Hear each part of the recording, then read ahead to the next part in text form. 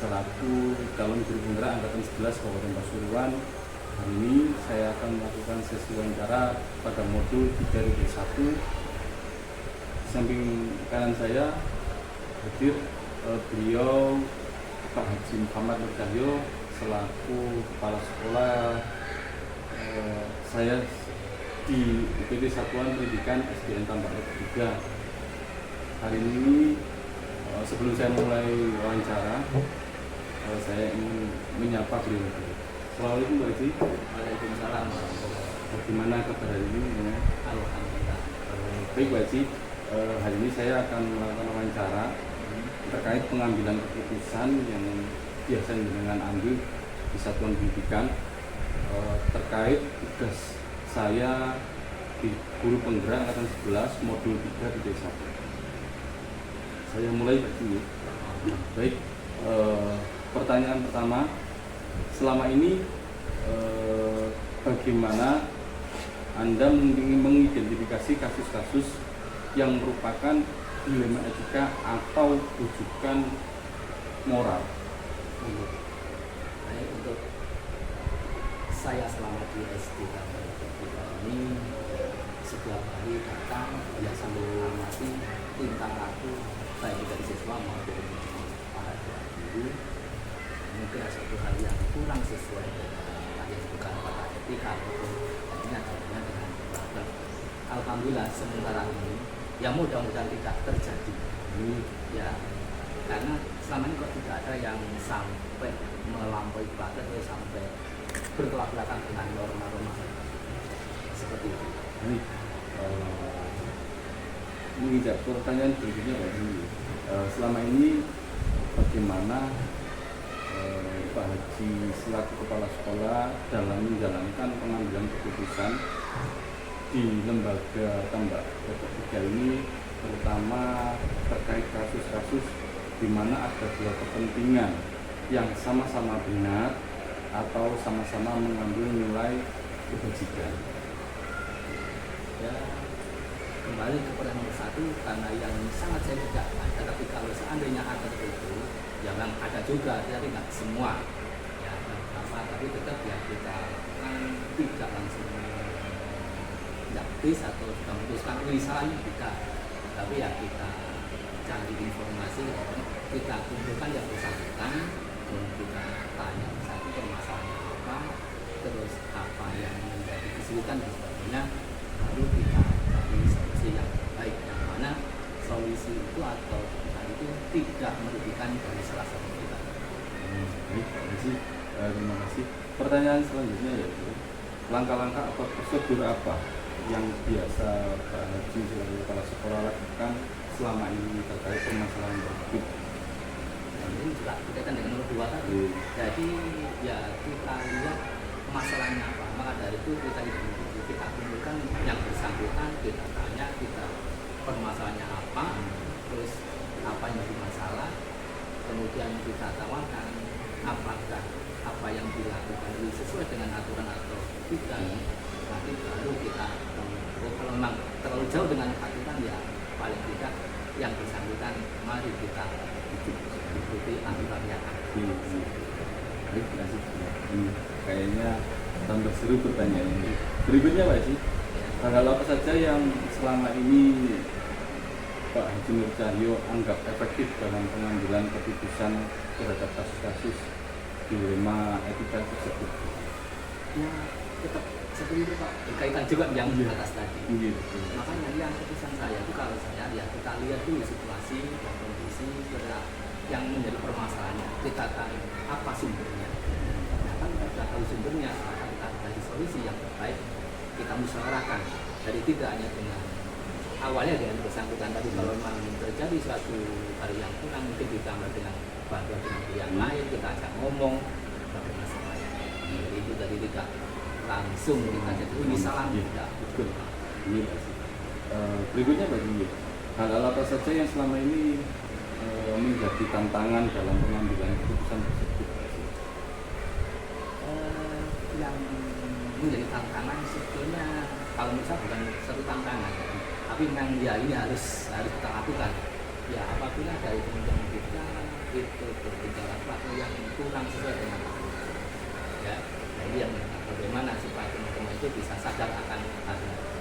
Tapi saya kira kalau dengan kesabaran dan kemudian insya Allah teman-teman juga akan menyesuaikan dengan aturan yang ada.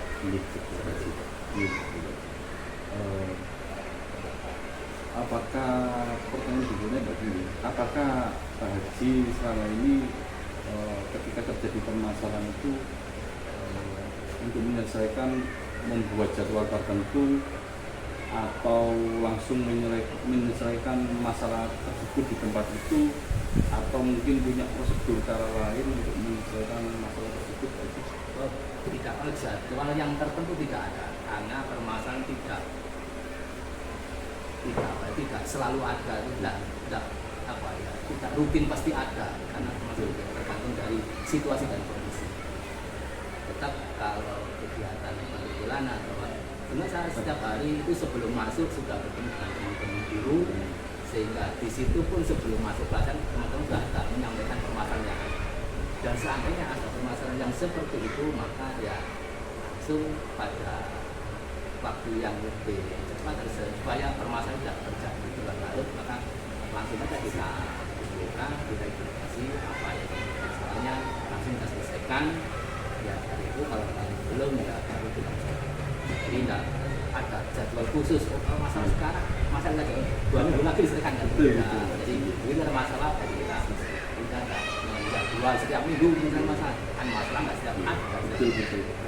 Di sini saya bisa menarik kesimpulan ketika terjadi masalah mungkin di lingkungan sekolah ini, bagi mengambil keputusan menyelesaikan tepat hari itu juga. Jadi baik Pak Haji, adakah seseorang atau faktor-faktor yang selama ini mempermudah atau membantu Pak Haji sebagai kepala sekolah dalam mengambil keputusan terkait kasus dilema etika tersebut, Pak Haji? Yang membantu itu sebetulnya tergantung dari yang bersangkutan. Kalau bersangkutan itu memang punya kesadaran tinggi, nah ini mempermudah saya untuk menunjuk. Tapi bagi mereka yang mempunyai suatu hal ya egonya agak tinggi, ini agak sulit. Nah, tapi tetap kita kondisikan bagaimana supaya beliau juga menyadari dan saya pun juga tidak salah dalam mengambil keputusan. Ini sebuah kesan yang menurut saya sangat cek. Untuk pertanyaan terakhir Pak Haji, dari semua yang telah Pak Haji Nurjaya sampaikan, mungkin ada pembelajaran yang dapat dipetik dari beberapa pengalaman permasalahan dilema etika tersebut? Prinsipnya, pokoknya itu kita lakukan sesuai apa adanya. Kalau kita sudah masuk ASN ada aturan ya kita ikuti aturan. Jangan membuat sesuatu hal yang bertolak belakang. Sehingga saat ada permasalahan ya kita selesaikan dengan penuh kesabaran dan penuh edukasi. Jadi tidak saling menyalahkan, dan dengan demikian maka baik yang bersangkutan atau kita maupun yang lain juga tidak akan terjadi sesuatu yang menjadi masalah yang lebih rumit lagi. Jadi kalau ada masalah segera diselesaikan. Jadi bukan berarti ada masalah kita lari dari masalah, tapi masalah itu harus kita cari solusinya. Ini benar-benar sebuah pengalaman bagi saya, terutama sebagai calon guru pembina angkatan 11 ini, bagaimana cara Pak Haji menyikapinya pertama, terus mengidentifikasi masalah seperti apa, terus bagaimana cara beliau menentukan pengambilan keputusannya, itu menurut saya luar biasa. Jadi penyakit, semua penyakit pokoknya sama ya, itu sesuai dengan penyakitnya. Tidak salah obat. Sebelum baik, terima kasih. Baik Bapak Ibu, sebelum saya akhiri, mungkin dari sesi wawancara hari ini yang saya lakukan dengan Pak Haji selaku Kepala Sekolah PT Satuan Pendidikan SDN Tambak 3, manakala ada tutur kata atau perkataan yang kurang berkenan, ini selaku guru pembina angkatan 11 dan juga Pak Haji selaku Kepala PT Satuan Pendidikan SDN Tambak 3 mengucapkan banyak-banyak mohon maaf yang sebesar-besarnya. Itu kurang lebihnya saya akhiri. Assalamualaikum warahmatullahi wabarakatuh. Waalaikumsalam.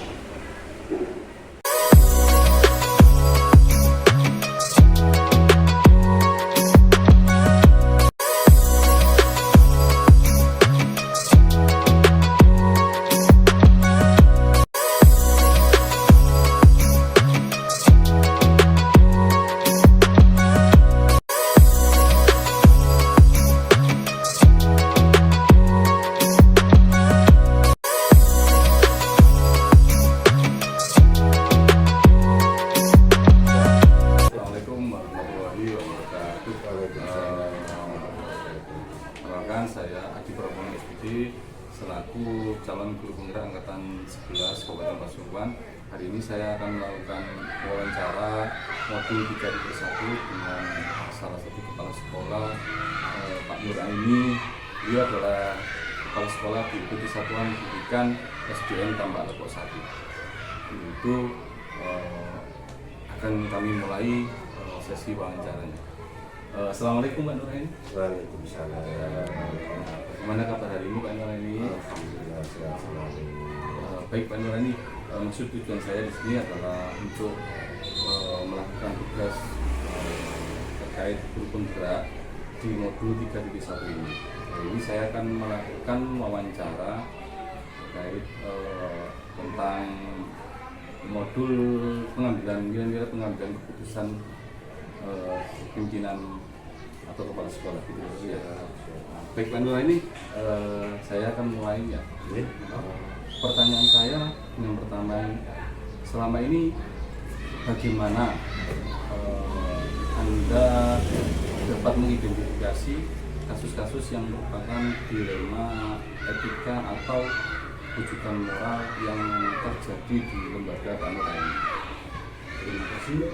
Yang pertama adalah saya identifikasi dulu model-model kasusnya itu setingkat apa, terus etika yang bagaimana yang dimasalkan oleh guru-guru atau siswa yang ada di lembaga kami. Nah setelah itu baru kita cari kasus yang bagaimana yang lebih urgent itu diselesaikan dulu dengan cara pembahasan secara bersama, secara keluarga. Baik, untuk pertanyaan yang kedua, selama ini bagaimana Anda menjalankan pengambilan keputusan di lembaga Anda, terutama untuk kasus-kasus di mana ada dua kepentingan yang sama-sama benar atau yang sama-sama mengandung nilai kebajikan? Yang pertama, setelah kita lihat kasus utamanya, kemudian yang bermasalah ditanya guru-guru atau tadi kata yang lain yang bermasalah, kita musyawarahkan secara keluarga. Nanti di mana keputusan yang terbaik tidak memberatkan salah satu pihak. Itu yang penting untuk penyelesaian masalah etika dan juga masalah kepentingan kebijakan. Baik, Pak Nur, untuk pertanyaan selanjutnya adalah langkah-langkah atau prosedur apa yang sudah Pak Nur ini selaku kepala sekolah ini sudah dijalankan atau dilakukan Pak Nur? Kalau dalam menyelesaikan masalah tadi, langkah-langkah yang pertama kita lihat dulu masalah-masalah atau kasus-kasus ya. Kemudian kita lihat, kita petakan mana yang paling urgent, yang paling berat, sampai yang paling ringan. Dan yang paling berat itu lebih dahulu diselesaikan dengan apabila bermasalah-masalah itu dia berdua atau yang bermasalah dibantu bersama, diajak musyawarah dengan kekeluargaan sehingga bisa menyelesaikan masalah dan tidak menimbulkan masalah. Baik Pak Nur, hal-hal apa saja yang selama ini Pak Nur ini sebagai kepala sekolah menganggap efektif dalam pengambilan keputusan pada kasus-kasus dilema etika tersebut? Yang paling efektif menurut saya adalah dengan cara bermusyawarah, mengumpulkan yang bermasalah beberapa pihak dan guru, siswa dan mungkin juga yang bermasalah, kemudian diajak musyawarah jalan yang terbaik yang mana hasil musyawarah itulah yang baru keputusan. Seru sekali Pak Nur ya.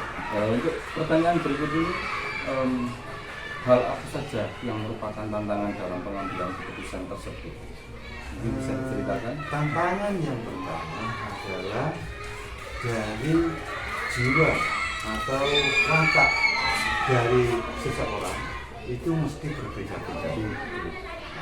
Kalau dianya mudah diajak bermusyawarah, diajak secara bersama mencari penyelesaian, itu yang mudah. Tapi memang sulitnya adalah karena watak dari karakter watak itu berbeda-beda dari manusia. Itu kalau menurut saya loh ya. Baik, selanjutnya Pak Nur, apakah Anda memiliki sebuah tata cara atau jadwal tertentu dalam sebuah penyelesaian kasus dilema etika, atau Anda langsung menyelesaikan di tempat, atau Anda memiliki sebuah jadwal untuk menyelesaikan, mungkin bentuk sebuah prosedur apa yang Anda jalankan dalam mengatasi masalah tersebut? Yang pertama yang jelas, tadi sudah telah dipetakan mana kasus-kasus yang urgent dan diurut dari atas ke bawah. Yang urgent itu harus diselesaikan dulu dengan cara tidak menunggu waktu.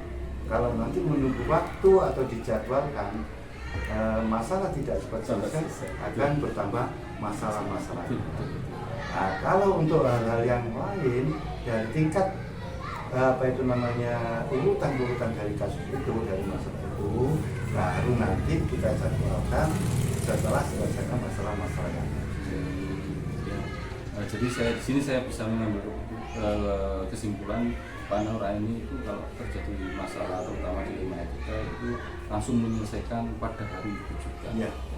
Daripada mengulur waktu nanti tambah masalahnya tambah banyak gitu Pak Nur ya. Baik Pak Nur, untuk berikutnya, adakah seseorang atau faktor-faktor yang selama ini mempermudah atau membantu Pak Nur ini dalam pengambilan keputusan terutama di kasus-kasus dilema etika tersebut? Yang jelas semua guru dibiasakan untuk melaksanakan menyelesaikan, tapi bukan cara pribadi, hanya secara musyawarah. Kalau dengan acara musyawarah, semua gerakan bagaimana, insya Allah cepat selesai. Apalagi dengan kesadaran dari masing-masing pihak yang bermasalah. Seru ini Pak Nur ya. Iya. Untuk pertanyaan terakhir Pak Nur ya. Dari semua hal yang telah disampaikan sama Pak Nur ini selaku kepala sekolah di SD ini, pembelajaran apa yang dapat Pak Nur ini petik dari pengalaman terhadap pengambilan keputusan tersebut? Yang jelas, selaku kepala sekolah itu harus memiliki kemampuan, harus mampu menyelesaikan masalah-masalah kasus-kasus yang ada di lembaga, baik itu masalah pembelajaran, masalah-masalah yang dialami oleh guru, siswa, dan juga pendidik yang ada di lembaga. Ini harus tetap diselesaikan, yaitu dengan jalan bisa mengendalikan diri, bermusyawarah yang baik. Nah, ini memang harus wajib dimiliki oleh kepala sekolah. Nah, monggo aja nanti kalau panjenengan jadi kepala sekolah harus siap sesuatu itu, harus mampu bagaimanapun beratnya masalah, tapi harus diselesaikan secara musyawarah, secara kekeluargaan, tidak boleh berat sebelah. Kepala sekolah harus memiliki jiwa kebijakan yang sama, tidak memihak dari salah satu yang bermasalah, harus memiliki kebijakan yang sama, harus setimbang. Katanya di Pegadaian, mengatasi masalah tanpa masalah, itu yang penting. Baik, karena sesi wawancara ini sangat seru pada hari ini.